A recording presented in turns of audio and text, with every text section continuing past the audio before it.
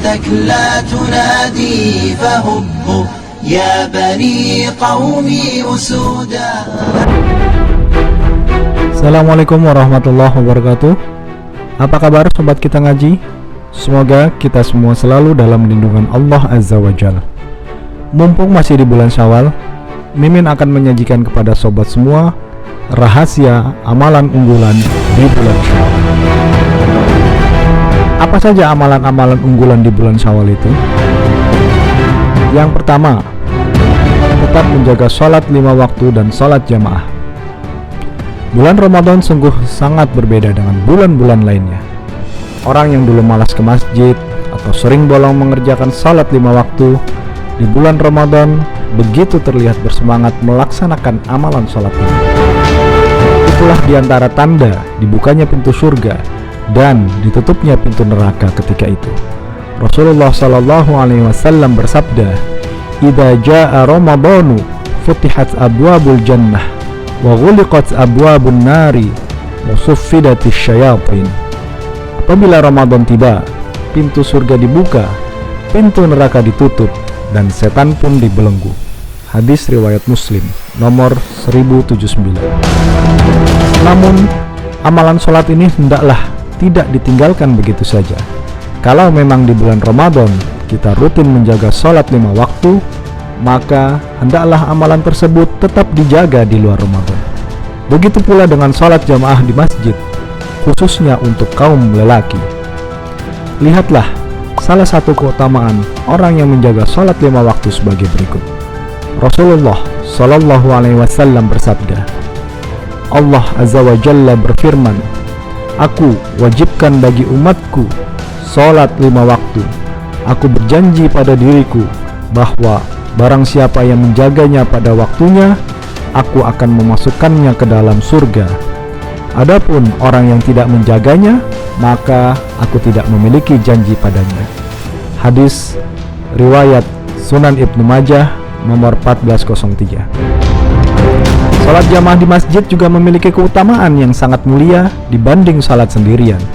Rasulullah Sallallahu Alaihi Wasallam bersabda, "Salatul jamaati afdalu min salatil fardhi bi 27 darajah." Salat jamaah lebih utama dari salat sendirian sebanyak 27 derajat. Hadis riwayat Bukhari dan Muslim. Namun sangat disayangkan bila amalan salat ini sering dilalaikan oleh sebagian kaum muslimin. Bahkan mulai pada hari raya Id 1 Syawal saja, sebagian orang sudah mulai meninggalkan salat karena sibuk bersilaturahim atau berekreasi. Begitu juga sering kali kita lihat sebagian saudara kita karena kebiasaan bangun kesiangan, dia meninggalkan sholat subuh begitu saja. Padahal sholat subuh inilah yang paling berat dikerjakan oleh orang munafik. Bagaimana sabda Nabi SAW, "Laisa sholatun athqala 'alal munafiqina minal fajri wal isya, walau ya'lamuna ma fihima la'atuhuma walau habwa." Tidak ada sholat yang paling berat dilakukan oleh orang munafik kecuali sholat subuh dan sholat isya.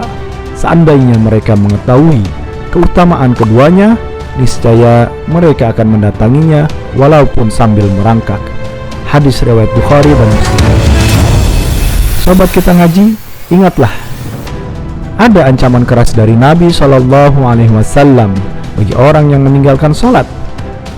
Hadis dari Thauban radhiyallahu anhu, bekas budak Nabi Shallallahu Alaihi Wasallam. Beliau mendengar Rasulullah Sallallahu Alaihi Wasallam bersabda, "Bainal abdi wa bainal kufri wal imani shalah, fa idza tarakaha faqad asyrak." Pemisah antara seorang hamba dengan kekufuran dan keimanan adalah salat. Apabila dia meninggalkannya, maka dia telah melakukan kesyirikan. Hadis riwayat At-Tabari dengan sanadnya yang sahih. Amalan unggulan yang kedua di bulan Syawal adalah memperbanyak puasa sunnah. Selain kita melakukan puasa wajib di bulan Ramadan, hendaklah kita menyempurnakannya pula dengan melakukan amalan puasa sunnah. Di antara keutamaan-keutamaan puasa sunnah adalah disebutkan dalam sabda Nabi Sallallahu Alaihi Wasallam sebagai berikut. Maukah kutunjukkan padamu pintu-pintu kebaikan? Puasa adalah perisai. Hadis riwayat Tirmidzi nomor 2616. Puasa dalam hadis ini merupakan perisai bagi seorang muslim, baik di dunia maupun di akhirat. Di dunia, puasa adalah perisai dari perbuatan-perbuatan maksiat, sedang di akhirat nanti, puasa adalah perisai dari api neraka. Keutamaan lain dari puasa sunnah terdapat dalam hadis qudsi sebagai berikut. Dan senantiasa hambaku mendekatkan diri kepadaku dengan amalan-amalan sunnah, sehingga aku mencintainya. Jika aku telah mencintainya, maka aku akan memberi petunjuk pada pendengaran yang ia gunakan untuk mendengar, memberi petunjuk pada penglihatan yang ia gunakan untuk melihat, memberi petunjuk pada tangannya yang ia gunakan untuk memegang, memberi petunjuk pada kakinya yang ia gunakan untuk berjalan. Jika ia memohon sesuatu kepadaku, pasti aku mengabulkannya, dan jika ia memohon perlindungan, pasti aku akan melindunginya. Itulah diantara keutamaan seorang melakukan amalan sunnah. Dia akan mendapatkan kecintaan Allah, lalu Allah akan memberi petunjuk pada pendengaran, penglihatan, tangan, dan kakinya. Allah juga akan memberikan orang seperti ini keutamaan dengan mustajabnya doa. Sobat Kita Ngaji, banyak puasa sunnah yang dapat dilakukan oleh seorang muslim setelah Ramadan. Di antaranya adalah: pertama, puasa Ayyamul Bid, yaitu berpuasa 3 hari di bulan Hijriah setiap tanggal 13, 14, dan 15 Hijriah. Kemudian yang kedua, puasa Senin Kamis. Yang ketiga, puasa Arafah pada tanggal 9 Zulhijjah. Kemudian puasa Asyura pada tanggal 10 Muharram. Lalu yang kelima adalah puasa di bulan Sya'ban, sebagaimana yang dicontohkan oleh Nabi SAW. Dan yang keenam, jika mempunyai kemampuan, dapat juga melakukan puasa Nabi Daud, yaitu sehari puasa dan sehari tidak. Semoga Allah memudahkan kita melakukan amalan puasa-puasa sunnah ini. Kemudian yang ketiga, berpuasa 6 hari di bulan Syawal. Sobat Kita Ngaji, setiap muslim berusaha untuk menunaikan amalan yang satu ini, yaitu berpuasa 6 hari di bulan Syawal. Puasa ini mempunyai keutamaan yang sangat istimewa. Hal ini dapat dilihat dari sabda Rasulullah SAW dari Abu Ayyub Al-Ansari. Beliau SAW bersabda, "Man shoma Ramadhana thumma atba'ahu sitta min Syawalin kana kasiyamid dahr." Barang siapa yang berpuasa Ramadan kemudian berpuasa 6 hari di bulan Syawal, maka dia berpuasa seperti setahun penuh. Hadis riwayat Muslim. Bagaimana cara melakukan puasa ini? Imam An-Nawawi dalam Syarah Muslim mengatakan, para ulama mazhab Syafi'i mengatakan bahwa paling afdol melakukan puasa Syawal secara berturut-turut sehari setelah sholat Idul Fitri. Namun tidak berurutan atau diakhirkan hingga akhir Syawal, maka seseorang tetap mendapatkan keutamaan puasa Syawal setelah sebelumnya melakukan puasa Ramadan. Lalu apa saja faidah melakukan puasa 6 hari di bulan Syawal? Ibnu Rajab rahimahullah menyebutkan beberapa faidah, diantaranya: 1. Berpuasa 6 hari di bulan Syawal setelah Ramadan akan menyempurnakan ganjaran berpuasa setahun penuh. Kedua, puasa Syawal dan puasa Sya'ban seperti halnya salat rawatib qabliyah dan ba'diyah. Amalan sunnah seperti ini akan menyempurnakan kekurangan dan cacat yang ada dalam setiap amalan wajib. Setiap orang pasti memiliki kekurangan dalam amalan wajib. Amalan sunnah inilah yang nanti akan menyempurnakannya. Yang ketiga, membiasakan berpuasa setelah puasa Ramadan adalah tanda diterimanya amalan puasa Ramadan. Karena Allah Ta'ala jika menerima amalan hamba, maka dia akan memberi taufik pada amalan solih selanjutnya. Sebagaimana sebagian salaf mengatakan, balasan dari amalan kebaikan adalah amalan kebaikan selanjutnya. Barang siapa melaksanakan kebaikan, lalu dia melanjutkan dengan kebaikan selanjutnya, maka itu adalah tanda diterimanya amalan yang pertama. Begitu pula orang yang melaksanakan kebaikan, lalu dilanjutkan dengan melakukan kejelekan, maka ini adalah tanda tertolaknya atau tidak diterimanya amalan kebaikan yang telah dilakukan. Kemudian yang keempat, faidah puasa Syawal adalah karena Allah telah memberi taufik dan menolong kita untuk melakukan puasa Ramadan serta berjanji mengampuni dosa kita yang telah lalu, maka hendaklah kita mensyukuri hal ini dengan melaksanakan puasa setelah Ramadan, sebagaimana para salaf dahulu setelah malam harinya melakukan salat malam, di siang hari mereka berpuasa sebagai rasa syukur pada Allah atas taufik yang diberikan. Kemudian amalan yang terakhir adalah menjaga salat malam. Sobat kita ngaji, setelah sebulan penuh kita melakukan qiyamul lail, yaitu salat tarawih di bulan Ramadan, maka hendaknya kita menjaga salat malam kita setelah bulan Ramadan ini. Kenapa kita menjaga kebiasaan salat malam ini? Karena fadilahnya sangat banyak. Apa saja fadilahnya? Yang pertama, salat malam adalah sebaik-baik salat setelah salat wajib. Dari Abu Hurairah radhiyallahu anhu, Rasulullah sallallahu alaihi wasallam bersabda, "Afdhalus siyami ba'da syahri Ramadhana syahrullahil muharram, wa afdhalus salati ba'dal fariidati salatul lail." Sebaik-baik puasa setelah puasa Ramadan adalah puasa pada bulan Allah Muharram. Sebaik-baik salat setelah salat wajib adalah salat malam. Hadis riwayat Muslim.